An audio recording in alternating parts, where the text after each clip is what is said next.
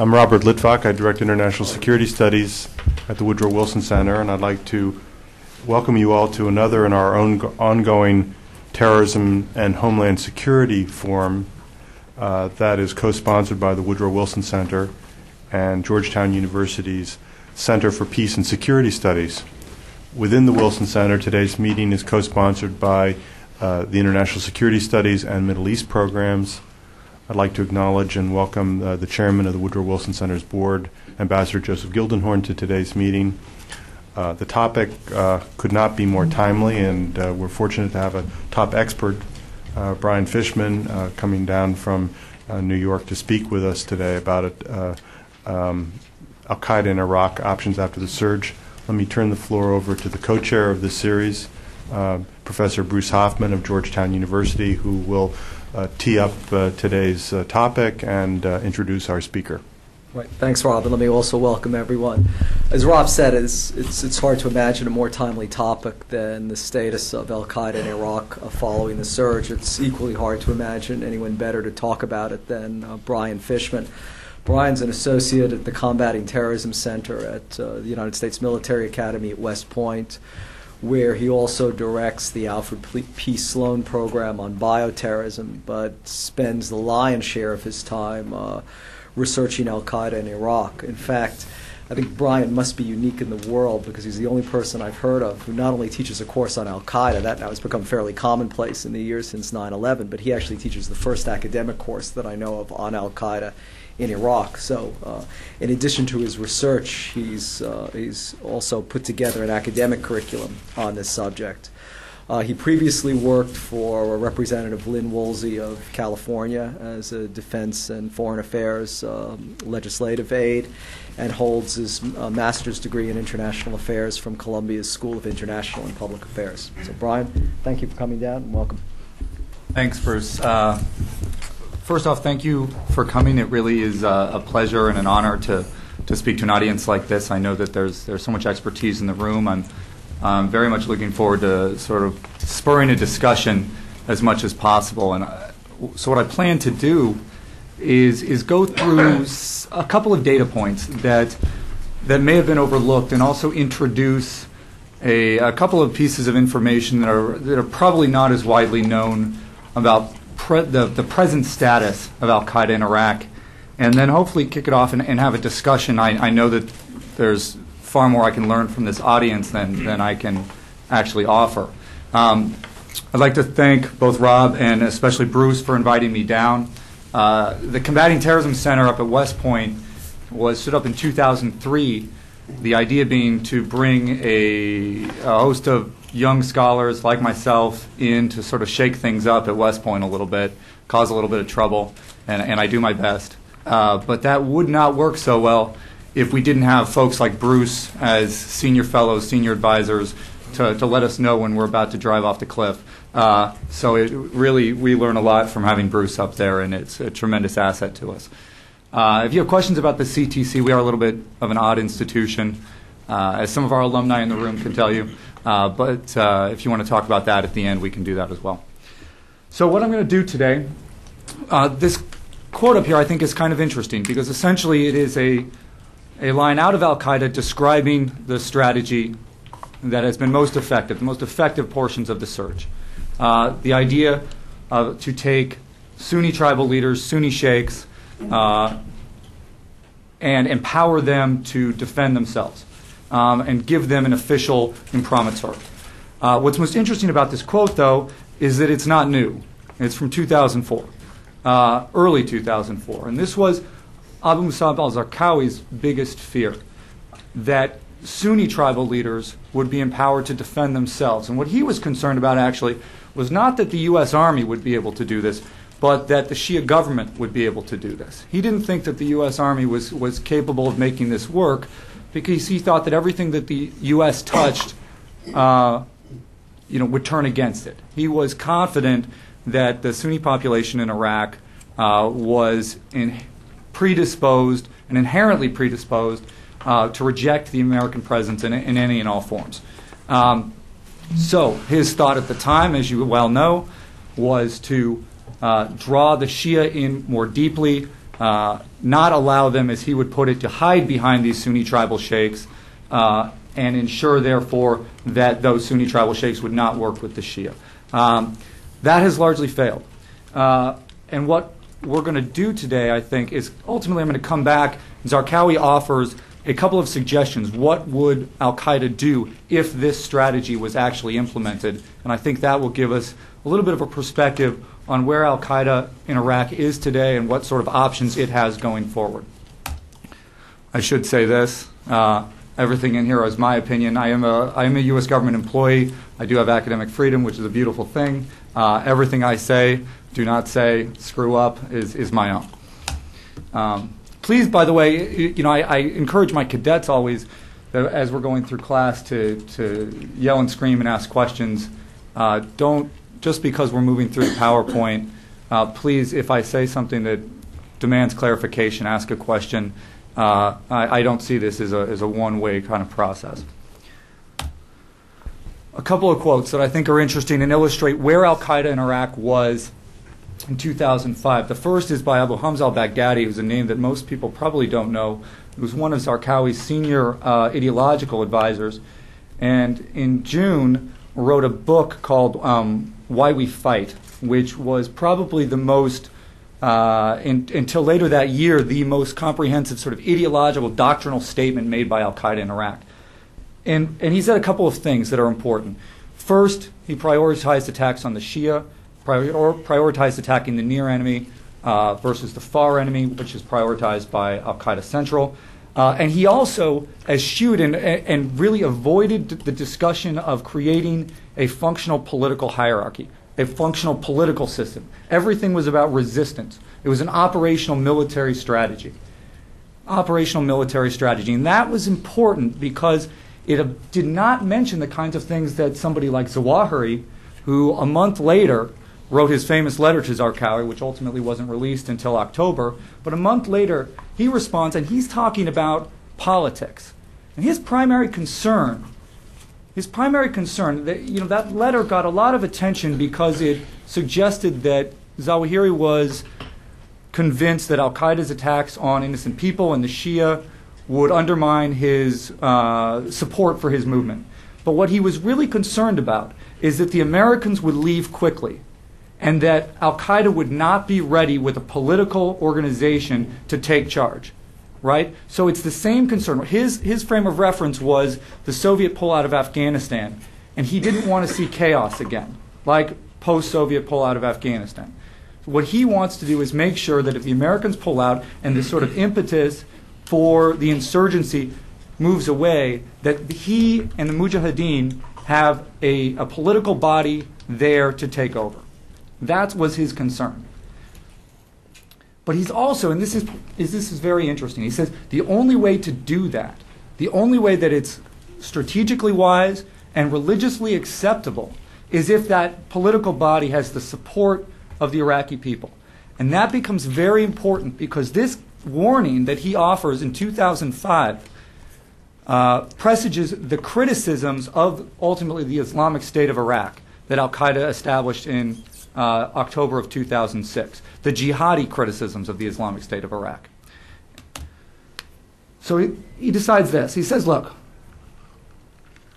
we need to build this political organization. We need to bring the people in. We need to make sure that they are bought into this system, because this is going to be the political nucleus. We can't allow a secular organization or a religious organization built around the ideas of the Muslim Brotherhood to assert their authority. We have to be ready. We have to be ready with that political system right away. That moved through the fall of 2005, and this ultimately culminated in November with AMZ's attack on hotels in Amman. Many of you probably remember this. Now, an interesting thing happened there, however. This was the point where Zarqawi's behavior really shifted, and I think more so even than his death, this was the point where Al-Qaeda in Iraq's strategy began to fall apart. And I would point that very early in 2006. And what happens is that he attacks in Amman, and ultimately, and Abu Yahya al-Libi, Libyan senior commander in Al-Qaeda, along the Afghan-Pakistan border somewhere, and Atiyah Abdul-Rahman al-Libi, both sent him letters that echoed the same sort of criticisms that Zawahiri had made several months prior. And Atiyah actually includes an interesting note where he says that letter that the Americans released, that was actually real, which is an interesting concept that I think a lot of people didn't think about at the time. When the Director of National Intelligence released a letter supposedly written by Ayman al-Zawahiri, there were a lot of Americans that thought it was fake. Atiyah indicates that he thinks Zarqawi probably also thought it was fake, and is reminding him, look, that was actually Zawahiri's true feelings, that you need to get ready with a political body, you need to broaden your base of support. AMZ seems to have recognized his mistake. I didn't put in a timeline of his public statements, but if you follow the timeline through the fall of 2005, he released 5 lectures in a series that fall, laying out a doctrine that was very, very contradictory to Al-Qaeda Central's basic ideas. He said, look, most importantly, we prioritize the near enemy. And then secondarily, he said, the people that should lead Al-Qaeda are not the thinkers. They're not the scholars. The people that should lead Al-Qaeda are the commanders on the front line. Those are the people that should lead. And that was a very, very important statement, because essentially he was asserting his right to lead the wider movement over even people like bin Laden and Zawahiri. And this must have angered them and worried them very much. The attack on the Golden Dome in Samarra in February.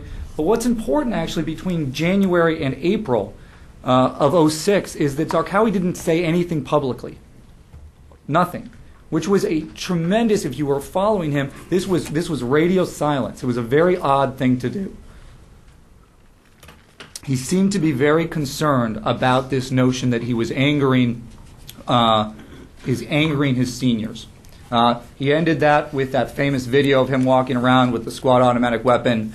We got the outtakes and released them of him touching the barrel, and it was too hot and all that. Later on, in June, he released his last statement, which is also notable for our conversation here. The vast, well, maybe 1/3 of it was focused on Hezbollah and Lebanon, and the discussions of Lebanon and Hezbollah.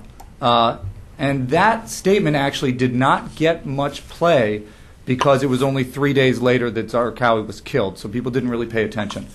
But I think that we should not overlook that this is an organization that started to look elsewhere and was trying to inspire these sorts of movements elsewhere, and in particular in Lebanon. And we're going to see that is a trend that has been developed more and more over the past year and a half, as Al-Qaeda in Iraq in particular is looking west towards Lebanon, towards Israel, towards Gaza. And that's a very important part of this. Yes, sir? Question. Who do you think killed Zarqawi, and what were the reasons for it? Well, I think we killed Zarqawi. What I think you're driving at is this idea that perhaps intelligence was leaked by Al-Qaeda Central to reveal where he was. The Los Angeles Times has reported that the intelligence telling us where Zarqawi was came from the Jordanians. I don't know exactly how that was produced or even if that report is accurate. But I definitely would agree with the notion that Al-Qaeda Central was probably not all that upset that he had died. You get one more martyr, and hopefully you can replace him with someone that pays attention and follows your orders. Now this, though, was probably a mistake. I think Al-Qaeda Central and probably the United States underestimated Zarqawi's strengths.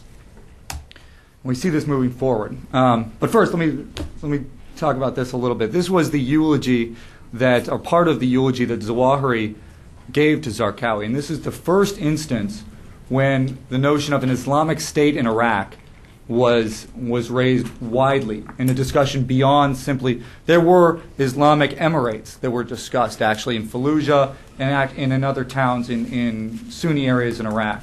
But this was the first time where we had a public statement from a major leader discussing something called the Islamic State of Iraq. And using that phrase is actually interesting because The word used prior to this for all of those, for the Islamic Emirate in Fallujah and other places, was emira, was emirate.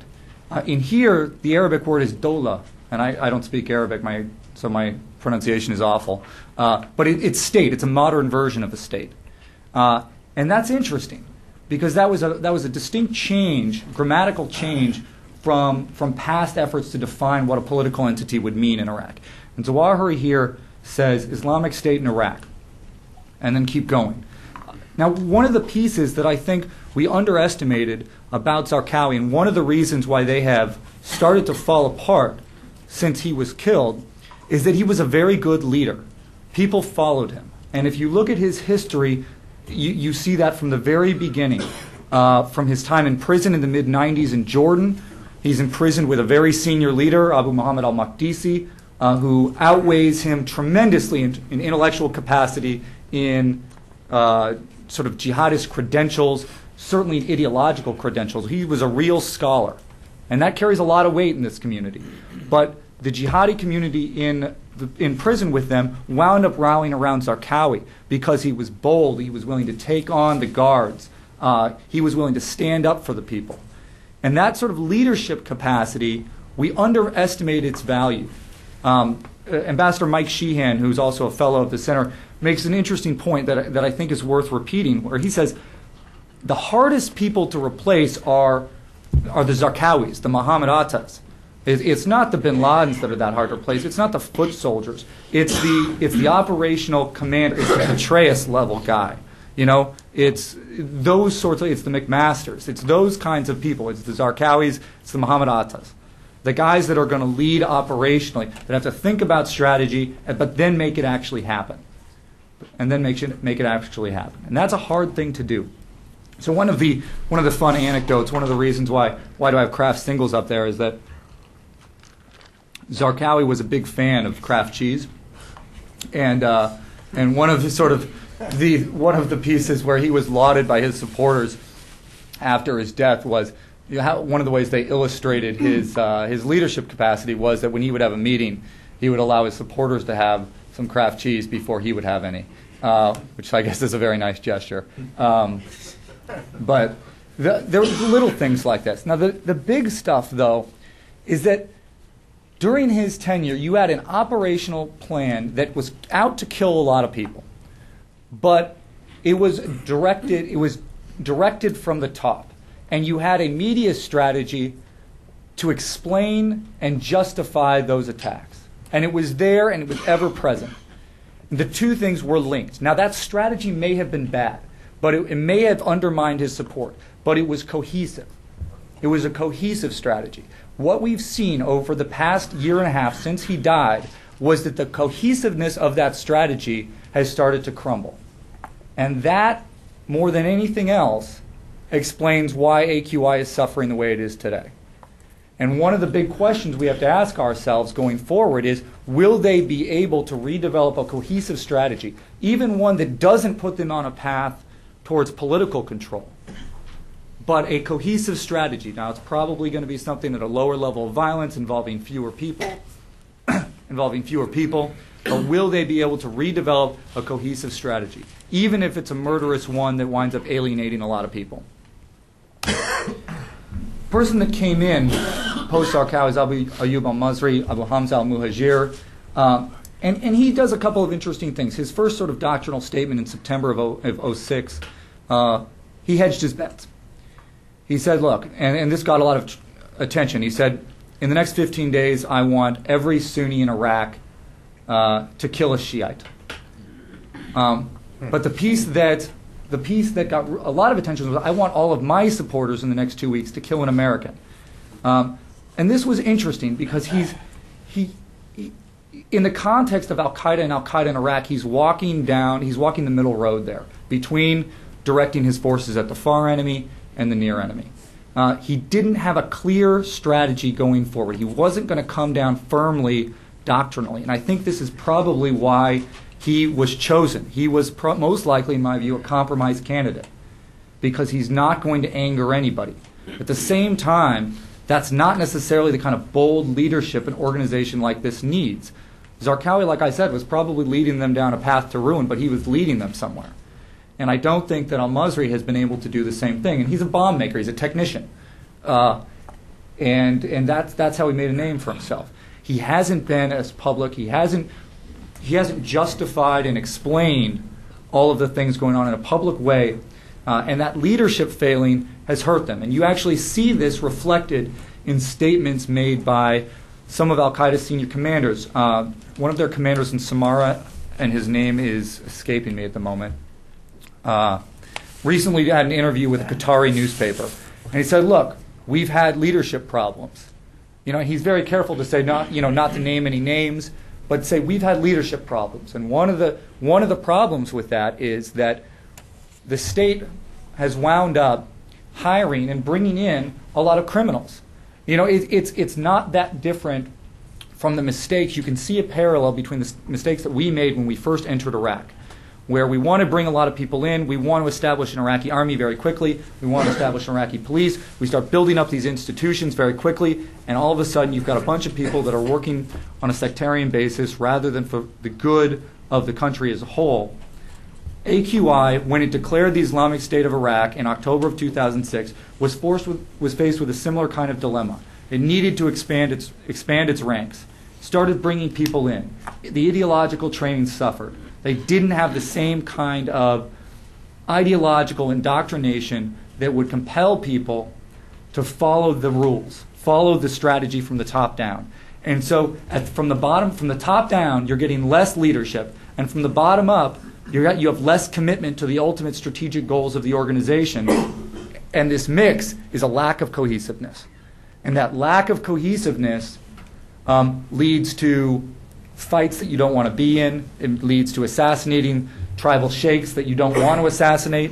There's a big difference between assassinating a tribal sheikh you want to kill and angering some people, and assassinating a bunch of tribal sheikhs that you didn't decide you wanted to kill and angering a bunch of people.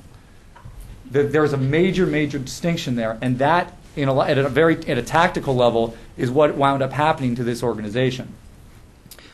After the Islamic State of Iraq was declared, you immediately started seeing a lot of resistance from other insurgent groups, and the most important and the loudest voice was the Islamic Army in Iraq. Just days after the declaration, Ibrahim al-Shamari goes on Al Jazeera, which is interesting, and talks about why this ISI is illegitimate. And this is an interesting point, because the ISI essentially created a paradox for Al-Qaeda. They had to combine the sort of practical demands of the Iraqi people with the religious and doctrinal demands of scholars outside of Iraq. Those are two groups of people that want very, very different things, have very different ideas about what political leadership actually means. So the Islamic Army in Iraq, which is a Salafi organization, kind of, based out of former Iraqi army officers, but with a major religious bent. And they're put in a very difficult spot, because if they accept the political legitimacy, the religious legitimacy of the Islamic State of Iraq, of Al-Qaeda's Islamic State of Iraq, they have a religious obligation to join it. And so by declaring this ISI, you put these other organizations in a really tough spot. And Al-Qaeda did this intentionally. They were trying to back them into a corner and force them to join, force them to subsume themselves to this Islamic State of Iraq. But ultimately, these organizations didn't want to do that. And so their only way out was not just to not join, but to reject the fundamental legitimacy of the organization. Right? They backed themselves into a corner. And one of the great questions that I frankly don't have a very good answer to is why the timing? Why October 06? Why then declare this Islamic State? Now, frankly, actually, I think U.S. reaction to the ISI, this declaration, was the right one, which is we largely ignored it. The last thing we would want to do, I think, is talk about this political entity and accidentally legitimize it.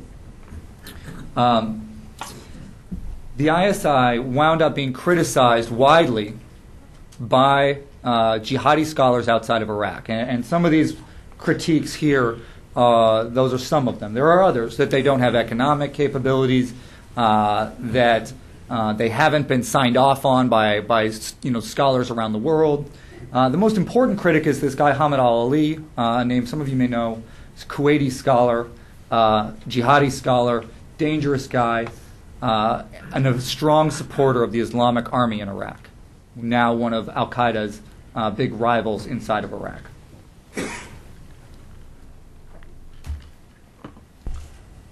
The ISI didn't roll over in this doctrinal fight. And the most important shot that they fired is this book called Informing the People About the Islamic State of Iraq. It was released by Al Furqan. You can see the logo up there. This is the ISI's media production unit. And basically what they argued is that this new conception, this new political state, represents a new religious way of thinking about Islamic governance, but also it's a function of globalization. They said the state doesn't mean what it used to mean. How can these critiques that say we can't control territory, how does that mean anything when we agree that Lebanon and Jordan and Syria are states, yet they can't protect themselves from Israeli air incursions? How can any state around the world consider themselves a state when they're all watched from above by American satellites? He's trying to illustrate that this very fundamental idea of a political entity has changed. He points to the Iraqi government and says they can't control their territory either, yet many people view them as legitimate. Why aren't we the same way? This was Al-Qaeda's attempt at the Federalist Papers, and it's largely failed, right? And it's failed because they've failed. They've been driven out of these areas, and they were never able to provide services to the people. In fact, they never actually wanted to. Improving their conditions, improving the Iraqi people's conditions, is less important than the condition of their religion. This is important. The reason this book is important is because it illustrates that all of the things we want to say about Al-Qaeda and its inability to govern are true, and they're saying it themselves. And that is a very, very powerful thing, because it allows us to point to a failure. I mean, this is one of the most valuable things we can do, is let these guys fail and not get in the way of that process. And here is an illustration where they're laying out very clearly what they think their state, what its obligations were to the people that it would govern. And those are them. And you can see that they're not going to be that appealing to most people. There's nothing on there about making the trains run on time. And that's important. That's very important. This is their most established doctrinal statement about what's going to happen, their obligations to people that they govern. And it doesn't say anything about serving the people. We need to think about how to use that against these guys. And it actually already is being. Okay, so the impact of this paradox. Largely it's a fallout, increasingly, especially with the Islamic Army in Iraq, but with other Sunni insurgents and Sunni tribal leaders as well. That process really accelerated January to April 2007, and March, April, May timeframe, they really fell apart. Now, one of the most important pieces of this, especially with the Islamic Army of Iraq, is that fight became extraordinarily public. And that's a valuable lesson for the United States also going forward, because if things don't go as we want them to in Iraq, we would much rather lose to the Islamic Army of Iraq than to Al-Qaeda in Iraq. These guys aren't going to follow us home. AQI would. And their willingness to take this fight public into cyberspace, onto Al Jazeera, is very different, and it's a very different dynamic than what was going on in Afghanistan after the fall of the Soviet Union. One of the reasons that the Arab Mujahideen were able to tell the story that they beat the Soviet Union is because nobody else was talking. The Afghans had no incentive to tell that story and say, no, we beat the Soviet Union. The Arabs came, and that was great, but they didn't do the bulk of the fighting. Here's a case where in Iraq today, other Sunni insurgent groups have learned that they have an incentive to tell their story publicly. And that's actually a boon to us. Al-Qaeda doesn't have a monopoly on the internet and these sort of new forms of communication. They were early adopters, but they're not the only users anymore. And that actually complicates their situation, because most of those voices, most of the voices opposing U.S. occupation in Iraq are also opposed to Al-Qaeda today. And we need to make sure that these voices feel empowered to speak out through the internet, on Al Jazeera, and elsewhere. Now, there is a flip side to this, which is, why do these guys feel the need to speak out? They're Iraqi nationalists. They're only concerned with Iraq, largely. Why? And part of that, I think, is that they're soliciting support from outside. And the reason they're soliciting support from outside is they don't trust the Americans, and they also are waiting for the Americans to leave. And if that happens, then they're hoping for funding from Saudi and Jordan and everybody else. So there is definitely a flip side to that story. And, you know, if I was in their shoes, that's what I'd be doing. So you do see, though, a couple of compilations or sort of consolidations of several Sunni insurgent groups: the Jihad and Reform Front, the Political Council for Iraqi Resistance, the latter of which is largely a Ba'athist group. Jihad and Reform Front is built around the IAI, leans to the Muslim Brotherhood, some of those organizations. There's two dynamics here that AQI and the ISI faced. And they're illustrated by their conflict with these two organizations. Yes, sir? Can I ask you a question of clarification about the internet? Yes, sir. I saw, when I read two contrasting interpretation of the usage of the internet. One claims that the internet is used by Al-Qaeda and others to recruit people, not only to mobilize support, but actually to recruit. There was another source that said, no, these are just rumors. No one guy even was recruited by the internet. Can you elaborate a bit about the usage of the internet by this organization? How important it is and for what purposes? Yeah, I think more than anything, it is to inspire people that have already bought in ideologically. So if you get people that have bought into some of the ideology, gives them access to more material, gives them access to videos that, you know, get them excited about maybe actually going to fight. What I'm basing that on is a report that we did based on the Sinjar records, which were a series of personnel records collected by Al-Qaeda in Iraq for foreign fighters entering the country. And in those records, they actually listed, how did you find your coordinator? How did you get signed up in the first place? And there were a couple of cases where people said, I met my coordinator online. But out of 600 plus, that was only, 3 or 4 maybe. I don't know the exact number. Most people said, I met him through my brother or my friend, so-and-so. That there seemed to be more actual radicalization going on within communities rather than online. And what you do with the online stuff is that you explain to people what's going on. You provide more in-depth information. There is a backlash to that, and I was going to save it till later, but it's a good point to say it now. What we see today is foreign fighters getting to Iraq, and they expect something that they don't actually get. So all they've done is they've watched these videos online, and they're very excited, and they want to, many of them want to go commit a martyrdom operation, become a suicide bomber, but they wind up getting to Iraq, and so they've got these visions of these, brave religious mujahideen, fighting the infidels, and they get there, and a lot of these guys are petty criminals, they're out for a buck, and they wind up getting disillusioned.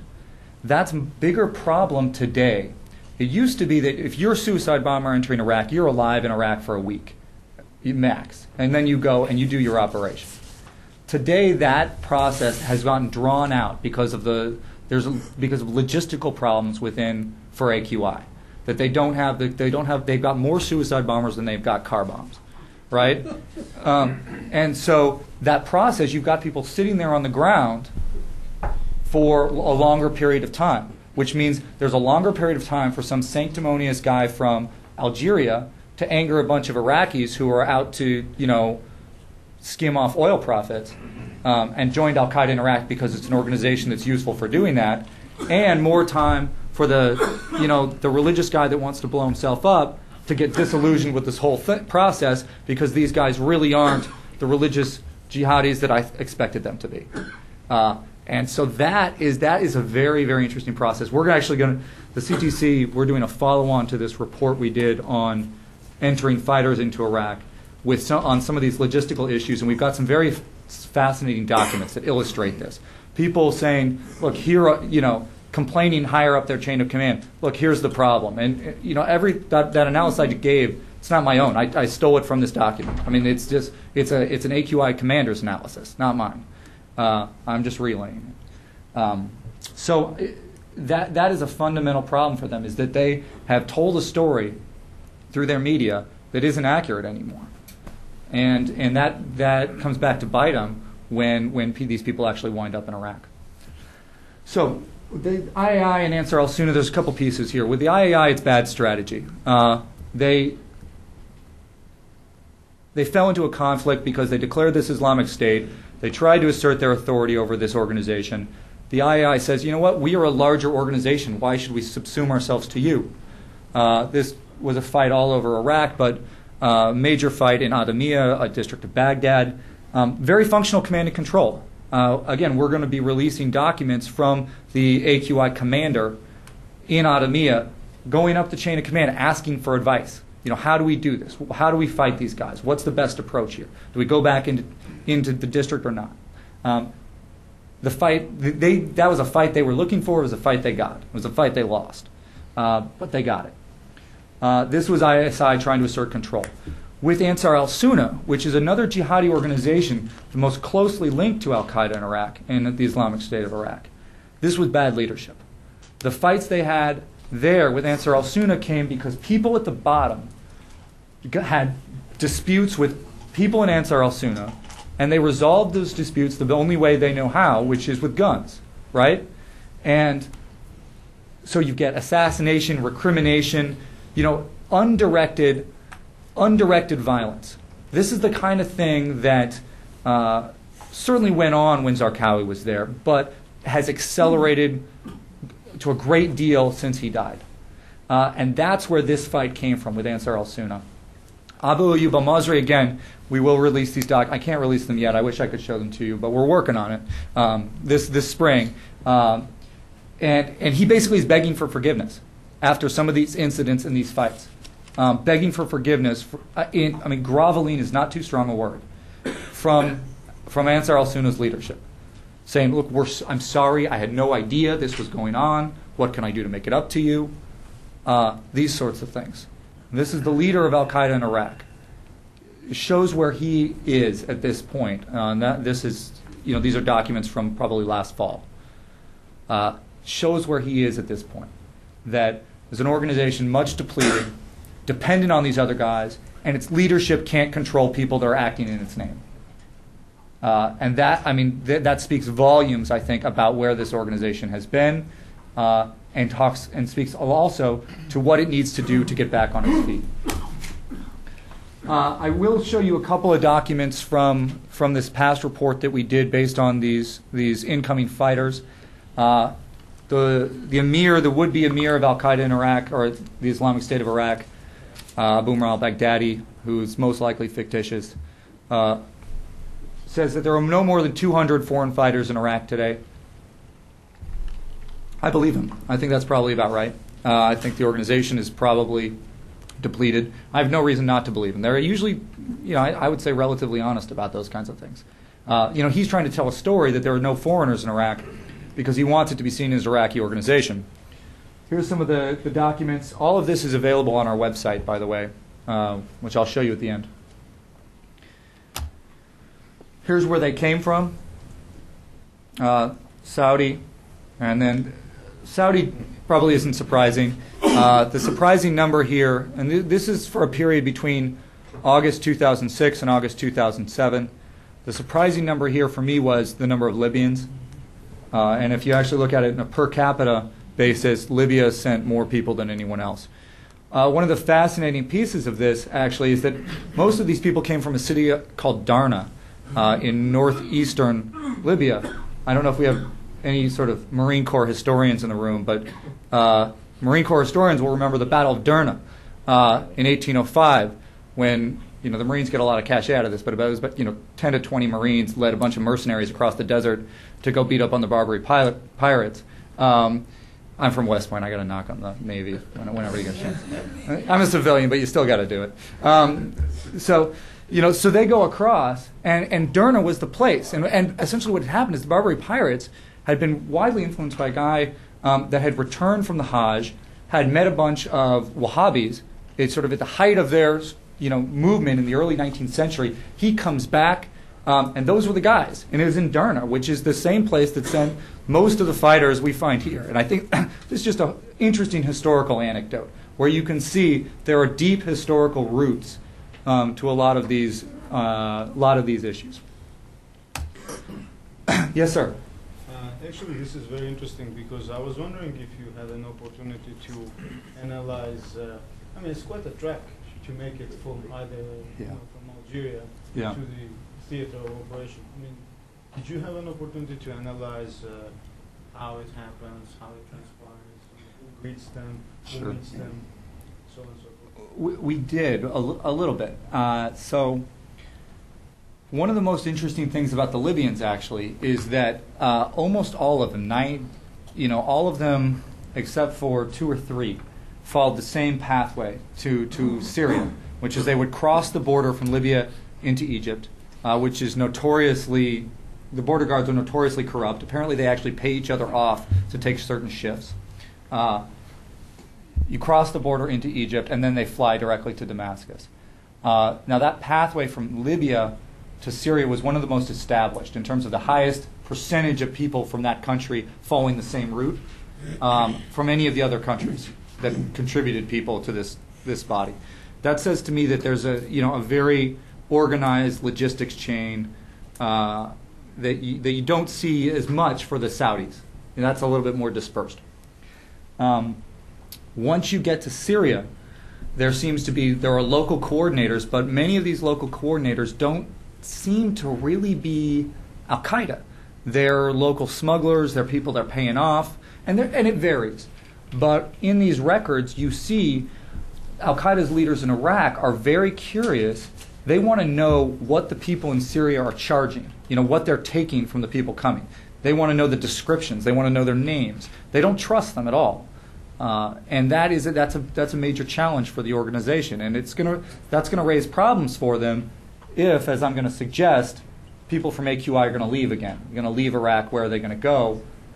Less trustworthy networks in Syria are going to be a part of the problem. Suicide bombers. We've discussed some of this. VBIDs are the bottleneck, increased foreign fighter wait time. And these are Zarqawi's 2 options back from the beginning. He says, look, we're either going to fight them, fight the real sons of the land, as he says, or we pack our bags and we search for somewhere else.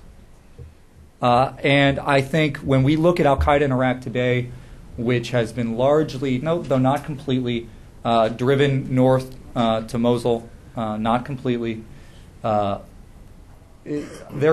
doing this already, I would bet. And question is, where are they going to go? Nobody really knows the answer. If I were them, and based on some of the indications, I would say Lebanon's a good start. But where I would really want to go is I would want to get, if you're these guys, you want to get your hands in on the Palestinians.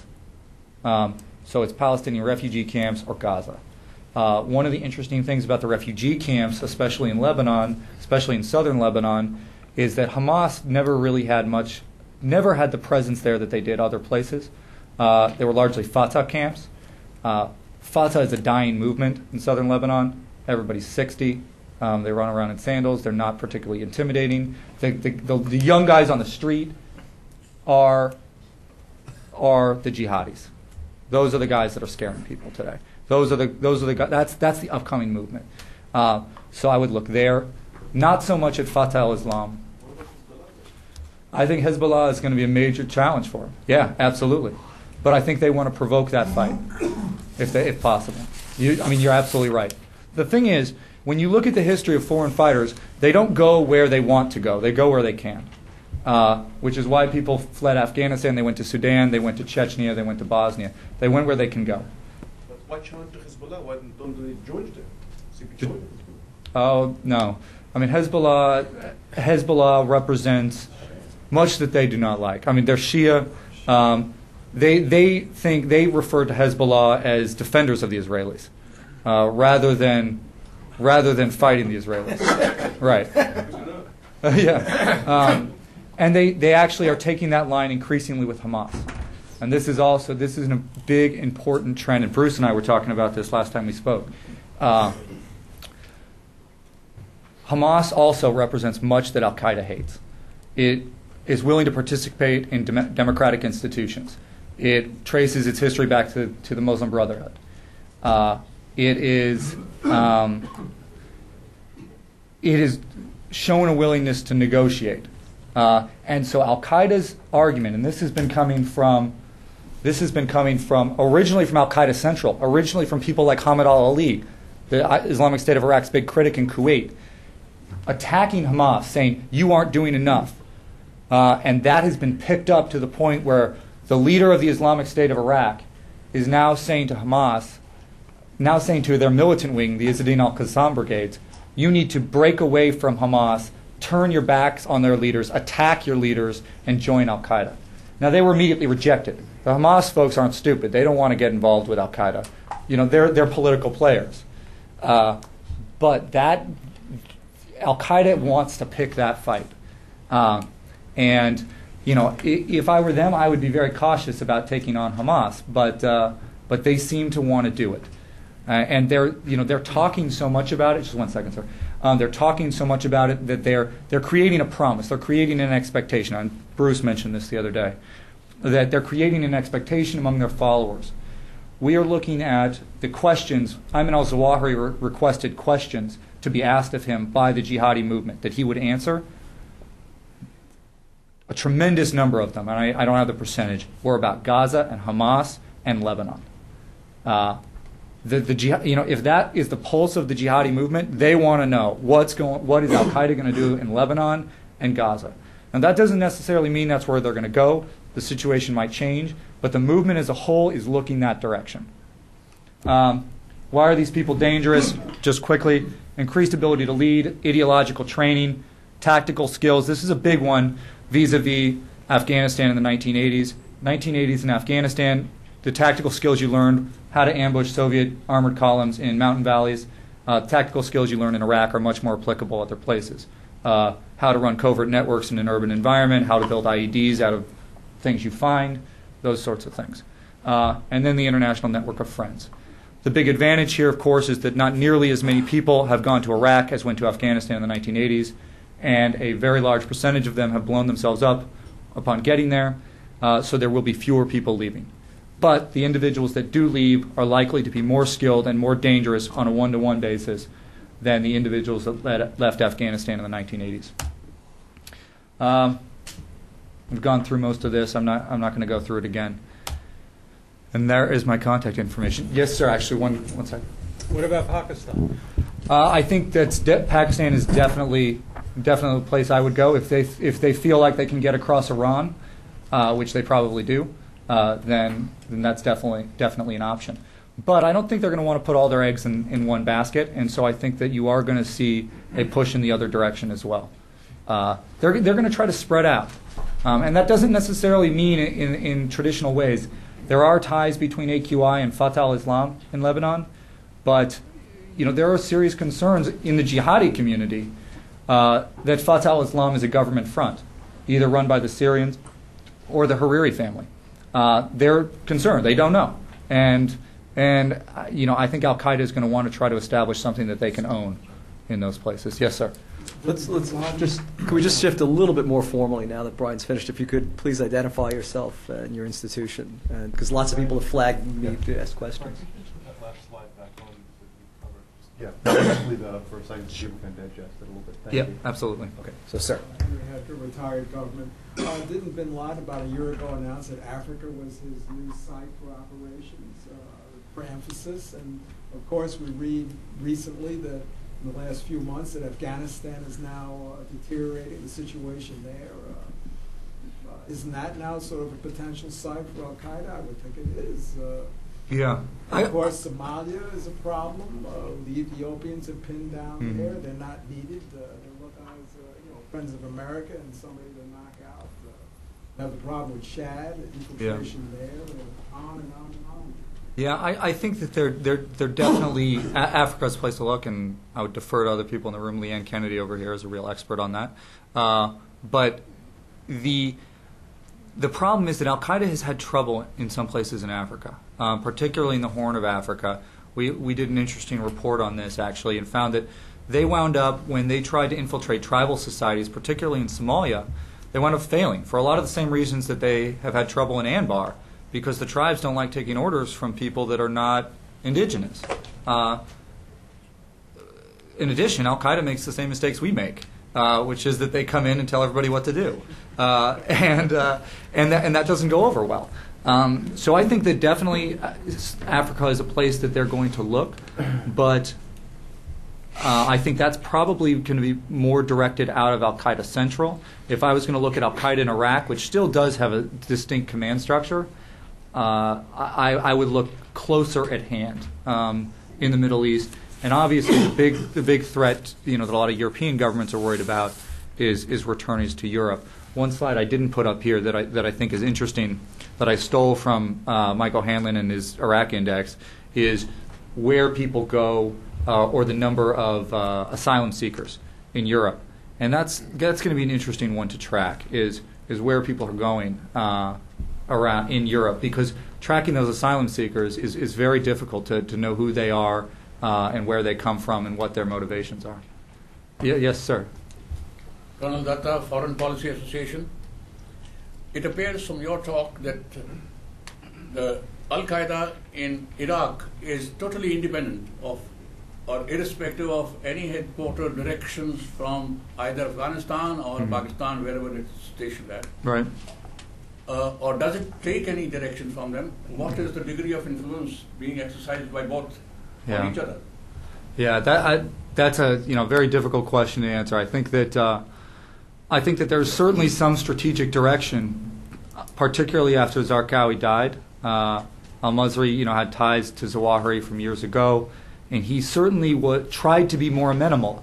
This Islamic State of Iraq, I think, is a function of orders passed down indirectly from Al-Qaeda Central.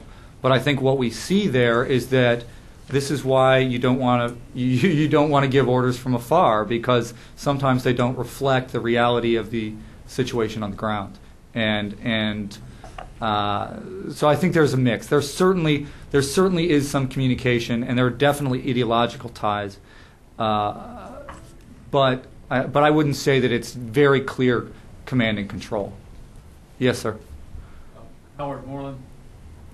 I see a disconnect between what you've just told us and everything we've heard about this from the neocon ideologues who got us in this war in the first place.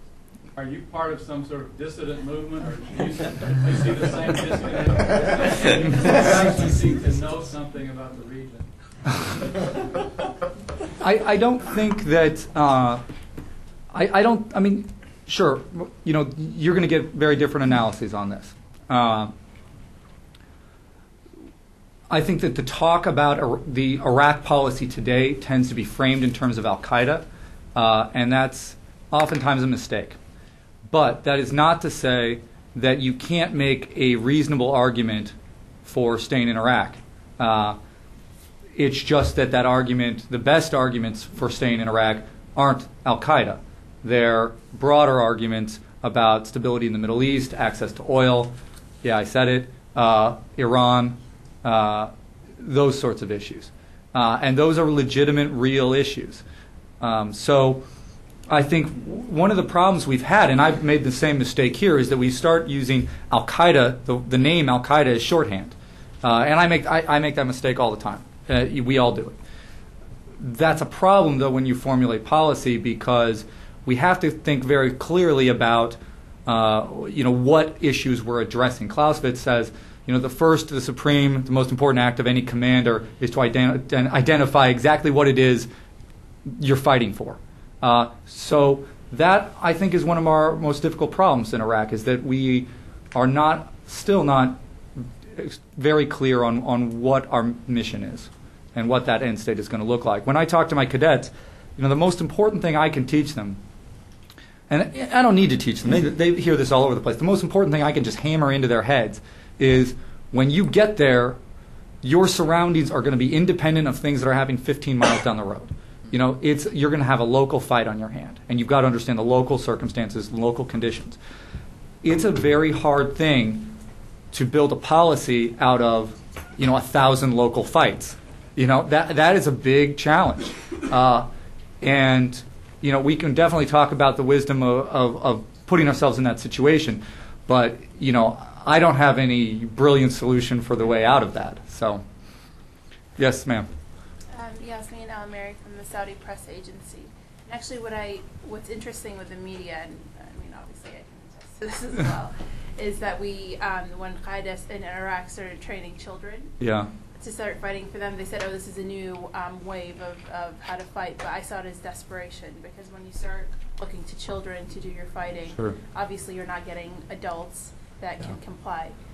So how is the government, or how is anyone else actually trying to take that desperation away from the people as well, like for them to actually go into it? Are they doing education programs or anything like that to make the civilian base in Iraq not that vulnerable to Qaeda, for them to be able to recruit them? Well, I think a big part of that, the most useful part of the surge, in my view, is the willingness and ability to work with locals.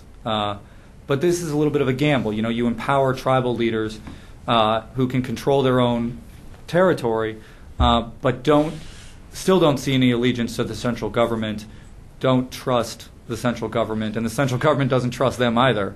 But at least you give people an incentive to move away. I mean, this is a similar strategy to what Saddam was doing in the 1990s, right? Where Saddam, who didn't have total authority, particularly over Western Iraq, would pay off tribal leaders, essentially. And we're doing the same thing. And that doesn't make you get warm and fuzzies about democracy, but it's a smart move. It's the right thing to do. And it's, I'm not a tremendous optimist that we're going to be able to get to the political solutions in Iraq that we would need to get to leave the country in good shape. Not at all. But I think that, we have done a good job of bettering our approach to getting services and so that local people have more incentive not to participate with a group like Al-Qaeda. And part of that means putting them in a position, empowering them to defend themselves. Al-Qaeda's strategy was to scare the Sunnis by inciting the Shia. One way to prevent Sunni tribal leaders from turning to Al-Qaeda is to give them the tools to do that themselves. But isn't that also fueling the 1,000 local fights? If you don't, don't you want to sidetrack them to have them focus their energies towards something else other than defending themselves or fighting? Yeah, ideally, but I don't know that we're in a position to do that. There are simply limitations on how much U.S. government and U.S. government incentives can compel anyone to do what we want. Yes, sir. Oh, I'm sorry, ma'am.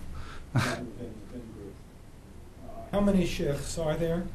How many appear to be at least nominally aligned with us? Uh-huh. And about what percent of the population would they represent? I don't know. This is a straight answer. I don't know. I think that you're talking about many thousands, depending on sort of the level of organization. You've got tribes, sub-tribes, tribal groups.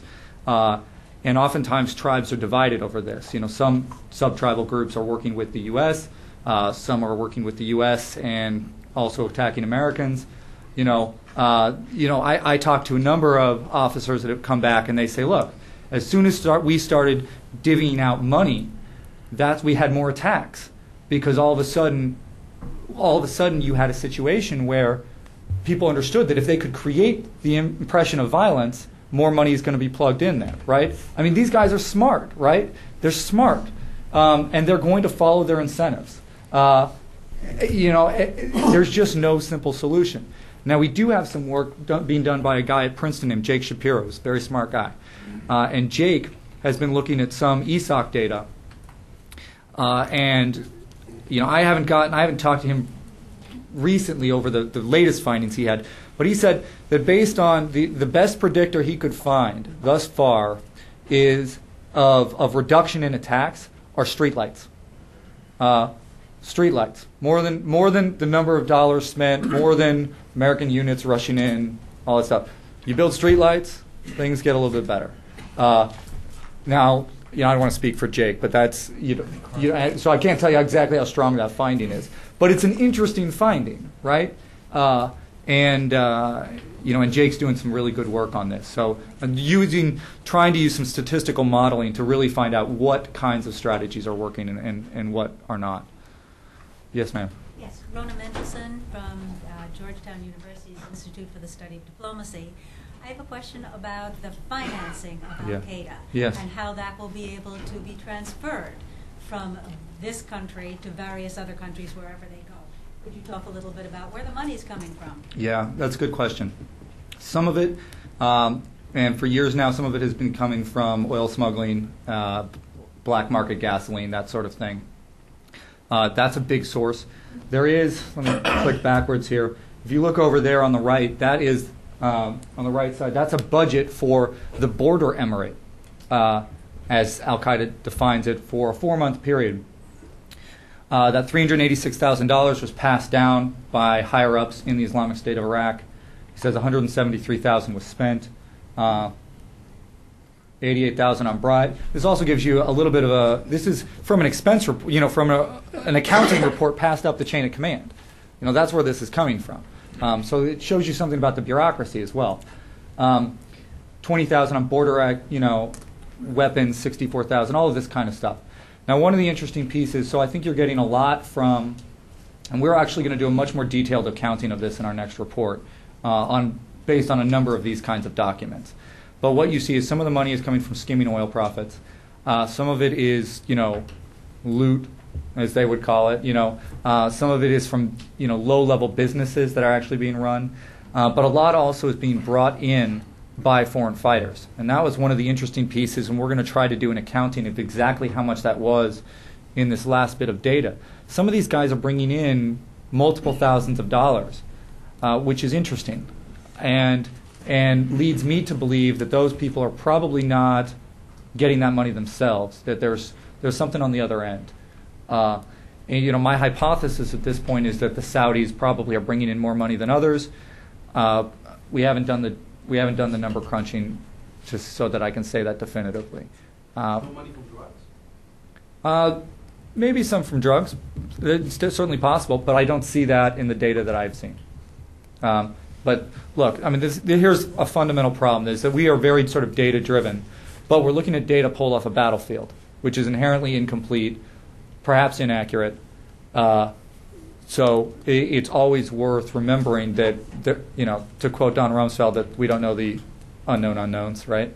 So this is a hard thing to do. But I would say probably a lot from oil, and then donations from outside is still a heavy portion. Yeah. Yes, sir. Jerry Olick, retired intelligence analyst. I have a broader question. Yes.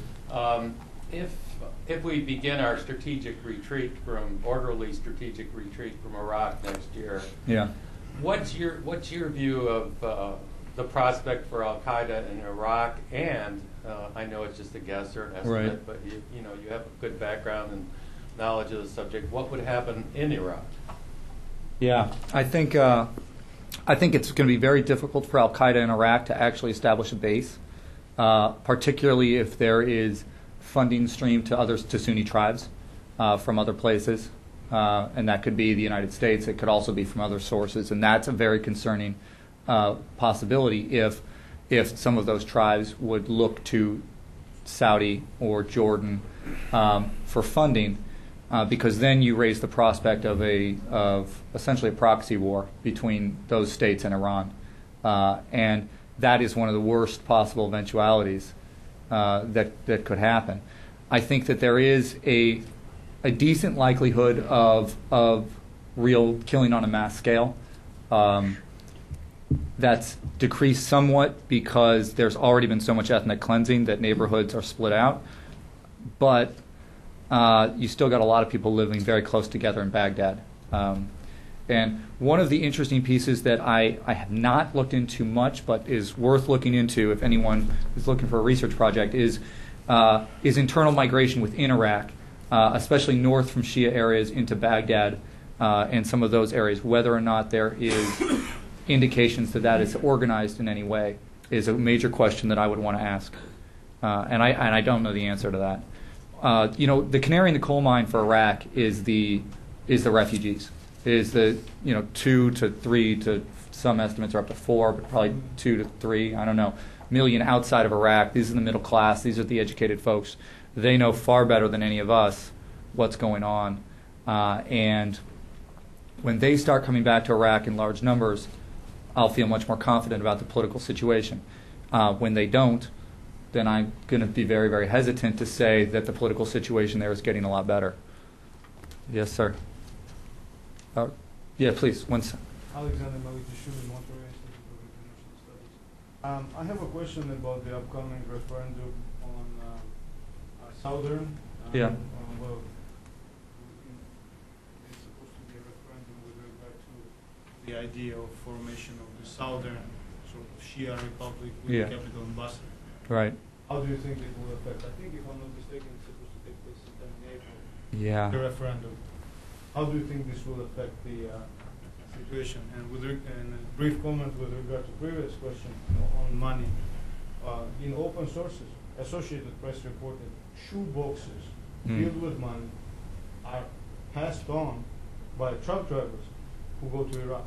And this is under the threat that their life will be at risk if they don't pass it on to certain parties. That's just been reported.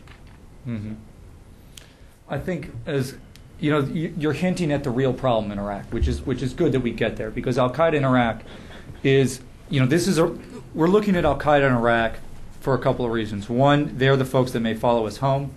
They're the ones that may cause trouble elsewhere.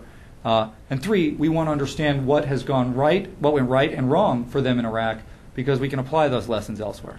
The real questions in Iraq, though, are political. And you're speaking to one of the most important, I think. It's hard to know how am I going to phrase this? If I was Iran and I was a smart strategic actor, which they are, I would be more interested in southern Iraq than anywhere else for obvious reasons. And I would be willing probably to write off some of those other parts of Iraq. One of the ways that I might push that is to create an autonomous region. Now, that's not to say that this is an Iranian-directed thing. I don't mean to imply that. I just mean to say that this, again, I think serves Iran's strategic interests very well. And when I think about the region and the issues in Iraq, broadly speaking, that concerns me quite a bit. One of the other things I would do if I was Iran is not support a single Shia organization that is going to be able to consolidate control in southern Iraq. I'd want to play Shia organizations against each other, keep them weak, keep them dependent on me. And so I think when we think about what an Iran would want to do in southern Iraq, we need to think about it in that sort of dynamic way, that it's not about reaching an end state, it's about a process. We have a very hard time, I think, as Americans. We're all Clausewitzian. We fight wars to get to the end of them. Al-Qaeda certainly doesn't think that way. They think about process. And I think Iran also, they're thinking about a process that suits their interests, which is the long-term balancing of competing subnational groups in Iraq to meet their strategic interests, rather than an end state where they get to go home. They know they're never going home. Yes, sir. Andrew Cochran of the Counterterrorism Foundation and Counterterrorism Watch. Assuming we sweep through Mosul this year, where do al-Masri and the rest of the Corps, where are they going to go? Or are they just going to stay? Well, I think one of the interesting things that I didn't really get to in here, because I think the grand strategic story here is these guys are getting their butt kicked. I think in the last couple of months, you have seen, though, that they're starting to rebuild a strategy for a lower level kind of organization in Iraq, where you do see more intermittent but strategic level attacks, fewer attempts to control territory and do sort of patrols, presence missions, if you will. And try to filter back in through some of the other parts of Iraq? I think they're going to try to filter back in, but in smaller numbers to do intermittent, larger bombings, and then also targeted assassinations. They're going to have to step back from some of their political goals. They won't be able to back off of the Islamic State of Iraq. They'll lose too much face. They'll have to keep that front up. But they're going to have this operational plan moving forward. It wouldn't surprise me if they wind up being driven back to where Ansar al-Islam began this whole thing, in northeastern Iraq along the Turkish-Iranian border, somewhere mountainous region, somewhere like that, or they go somewhere else. And and that's one of the great strengths of Al-Qaeda's ideology. When you care about, when your fight is global, you can carry it on anywhere. You don't have to stick it out anywhere. You can go somewhere else. And that's a tremendous value. Now that their ability to do that is decreased because of this Islamic State of Iraq, because they planted their flag a little bit. But at the end of the day, they can do that if they need to. We're gonna leave it there. Brian, thank you very much for an excellent presentation. Please join me in thanking him for that. And I just wanted to announce that the next meeting in this series will be on April 14th, a Monday, same time, noon to 1:30, and the focus will be on Afghanistan and a trip report from Seth Jones of the RAND Corporation and our own Bruce Hoffman, who've just been there to report on the situation.